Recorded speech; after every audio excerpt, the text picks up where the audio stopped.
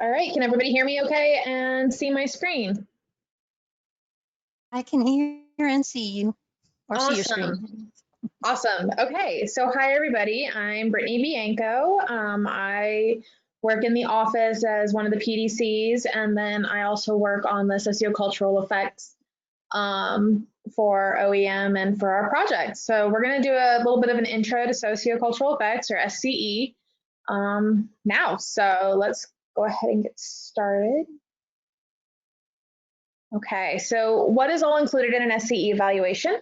The sociocultural effects evaluations include, the impacts to our human environment. Brittany, we cannot hear you. You can't hear me at all? I can hear you, Brittany. I can hear her. Okay, if for some reason you can't hear me, let me know. But anyway, so the SCE is the impacts to our human environment. This is going to be looking at our communities and how our projects are going to involve or affect those communities. It's also going to be looking at assessing the impacts potentially with civil rights and what are the values and the community concerns within the area that our projects are going to affect. Okay, so SCE evaluations consider both current actions and also things that have happened in the past. So if we've built a project that, let's say, divides a community in half in the past, we're going to be looking at those impacts and what we're doing now, and how it bridges the gap between both the past and current, and then also the future. So like we were talking about with the future, the SCE evaluations do inform those future phases by looking at the potential for the project effects, what is out in the community, those characteristics, if there's any opportunities. Also, we're going to look for those solutions within this evaluation, and that will lead then to hopefully informed decision making on the effects to the community. So SCE is a pretty broad topic. It includes 6 separate issues. You can see that we kind of have the acronym SELMAR, which covers all 6. So you have your social impacts, your economic impacts, your land use impacts, mobility, aesthetic effects, and relocation potential. And we'll go into a little bit more detail on what each one of those sections mean moving forward. But first, we want to know is who's out there? What populations are out within our project area? And also make sure that we're paying attention to those vulnerable populations. And these vulnerable populations are ones that are protected under the Environmental Justice Executive Order. This would include communities that are low income. Also Title VI, which includes race, color, national origin, and there's also related legislation that covers then disability, sex or gender, age, and religion. And both of those, the Title VI and the Environmental Justice Executive Order, both cover then minority populations as well. So in a little bit more detail, that environmental justice analysis that's done as part of your SCE is going to include who is out there and where they are. If there's an adverse effect footprint, how is that adverse effect distributed among who's out there? Is it centralized in a location that's primarily low income, or is it impacting the whole community? If it's disproportionate, how severe is that adverse effect?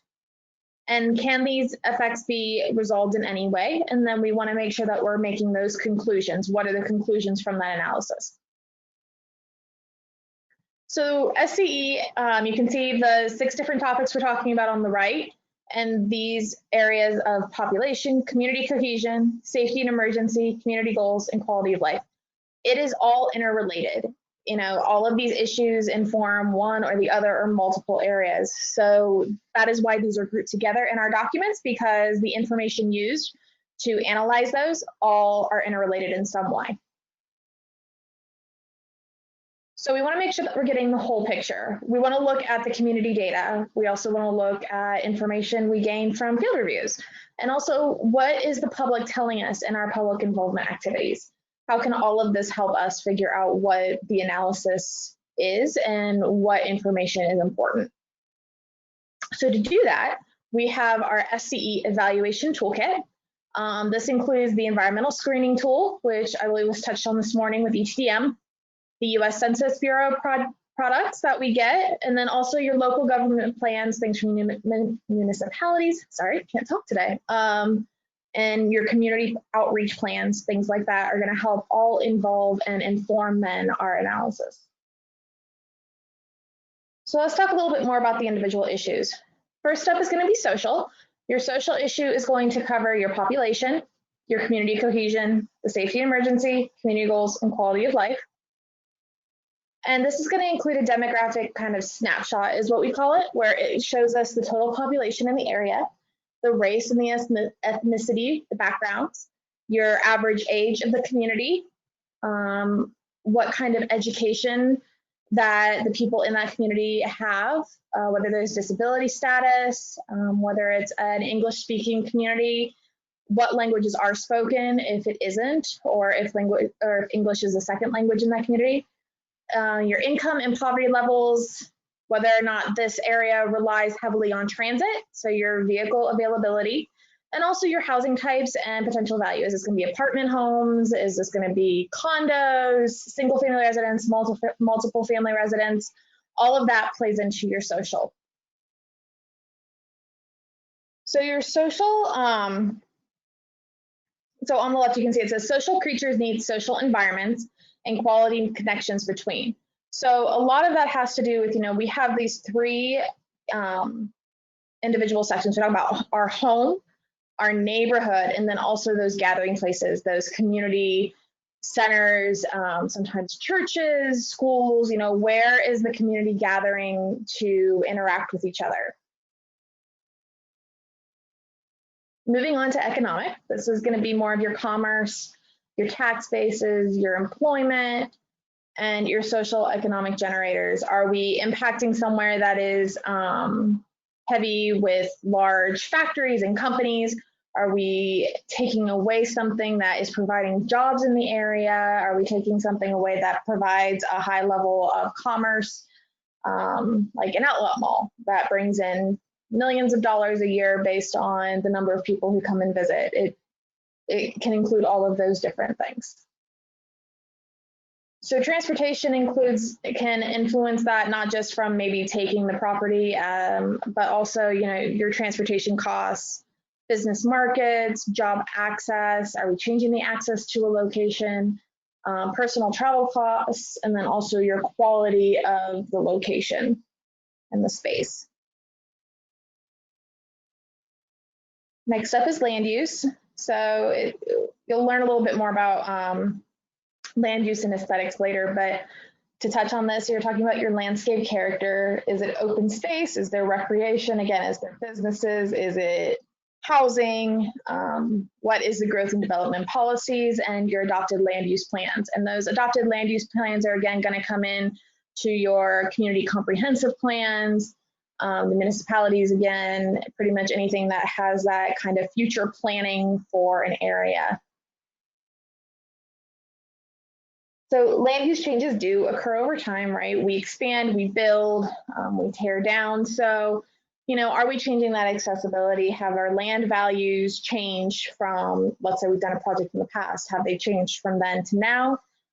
Is there an investment in future development? Population, has that increased or decreased in employment? And then also, what about our tax revenues? Mobility. So when you're looking at mobility, you're talking about your different choices, transit, rail, biking, pedestrians, automotive. Are these connected? Is there good circulation in the area? Is public parking available? And also, are those other transit opportunities and transportation for disadvantaged people available? Those are things that we're going to be looking at as part of this. And the difference between mobility and accessibility, I definitely wanted to touch on this because mobility is the ability of people to make trips to satisfy those needs and desires. And also it can be any combination of those modes, whereas accessibility is the area-wide measure of the ease of that travel between locations within a defined area. So mobility is the ability for it to occur, whereas accessibility is more of the measure of the ease of that. So accessibility factors include your connectivity and continuity, mobility choices, physical abilities, land use patterns, and urban design plays a large role in that. And then also your quality and affordability of those options. Aesthetic effects, we're talking here about noise and vibration, visual compatibility, scenic views, community focal points. Do you have a park that has statues or something that we're wanting to preserve and protect? Their local aesthetic values. Do you have certain, let's say we're changing a roadway, are there different light posts or something that is consistent throughout the community that we'll have to take into account in order to replace to be consistent with the aesthetic features for that area, and then making sure that those projects are compatible. So some of those different elements of aesthetics include everything from buildings and bridges, landscapes, ponds, public art or murals. Let's see, your sunlight, your shadows, urban design, your views. It takes into account everything that you see and hear and feel and notice in the area. It's not just, you know, oh, there's a bridge over off in the distance that I can see. Well, okay, is it just a bridge? Is there lighting on that bridge? It all plays into this feel of the environment. And then finally, we're going to talk a little bit here about relocations. And, you know, these are your relocations for residential, non-residential, your community institutions, and also some of the unique and special facilities that may not be present in other areas or may be more difficult to move. So SCE is completed within 6 steps. So we have 6 issues and also 6 steps. So 6 is the magic number. And for step 1, we're going to be reviewing that project information. You know, let's look at that study area, make sure that we're defining that area in the best way possible. Preparing that community information and evaluating then those SCE effects based on all of the data that we've compiled. Step 5 is one of the most important, and that's actually recommending ways to resolve the issues that we find based on the project in the study area by all of the information that we've looked at. And then step 6 is to actually document those results. So in a little bit more detail, your project information to review, you're looking again at that context data, public input, agency input, field reviews, community outreach. For defining your study area, things that can help do that would be maybe previous SCE evaluations done on a similar project. What are some of those project characteristics? Context is extremely important in this area, and then looking at the potential for those effects. And then your community information, which we've talked about extensively so far, includes your demographics, community boundaries, important resources, community history and trends, and then also your goals and values of that community. So step 4 is to evaluate those effects. And when we're saying to evaluate, we're looking at identifying those resources. Again, making sure that we're documenting the demographics, the resource data, the public input. When you're assessing your effects, then you're looking at your effect types. Are we having direct effects on like changing the population in that area with relocations, removing a facility or facility access, and also impacting emergency response time? Indirect effects could be something like a new community that is built as a result, or a community being removed as a result of a project, but not one that we as an agency have moved. And then also cumulative effects. So those existing burdens or potential project effects and future actions that could result from our project, not just in the immediate time frame, but also looking toward the future. So supplemental data would include then your demographics, community plans, EMS services, police and fire, facility user groups, field reviews, and prior public input is extremely important when assessing your effects. And then gauging that severity. So, you know, what is the type, quality, and sensitivity of those resource groups? How likely is it that it's going to occur or reoccur? Is there going to be a duration where it starts at, let's say, the beginning of construction and ends halfway through? Or is it something that's going to continue even after the project is complete? And then is there potential for mitigation or even migration where people are moving into or out of the affected community? So for recommending our solutions, we're going to inventory those effects. We're going to identify those goals and restating negative effects as potential positive future conditions, right? So we're maybe removing a community from the project area in order to connect two facilities together to decrease travel times. Somehow turning the negatives into a positive. And then also developing those strategies in order to, at the end of it all, recommend a positive solution. And then making sure that we document the results in our environmental document so it's clear that the evaluation was done consistently and also correctly. So we want to make sure that we're telling the story with context, data, how we compiled all of that data with our methodology, your public involvement and input, what were some of the key findings, and then what are the recommendations that we are making in the environmental document in regards to SCE. The key is to make sure that we are using the plain language, so anybody who reads this will understand to the best of their ability what we're talking about and why.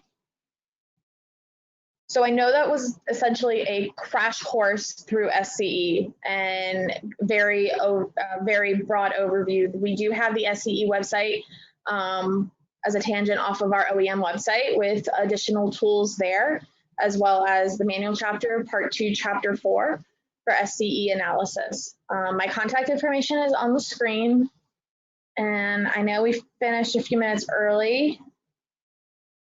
Let's see. Rebecca, you asked how does, oh, sorry, Ruth.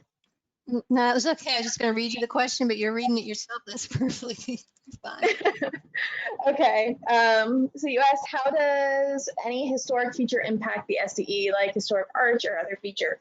So it can impact the SCE. Again, that would be something that would be a community, maybe a community feature or even an aesthetic feature. So it's going to depend on the project, whether or not it's something, you know, we're impacting or removing.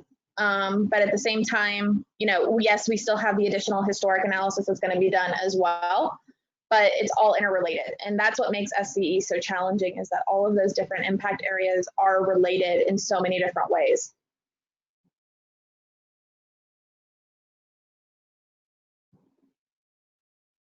So if you have a specific instance or a specific question on something like that, I'm happy to talk with you, Rebecca, at any time. Feel free to give me a call or shoot me an email, and we can set up time to discuss.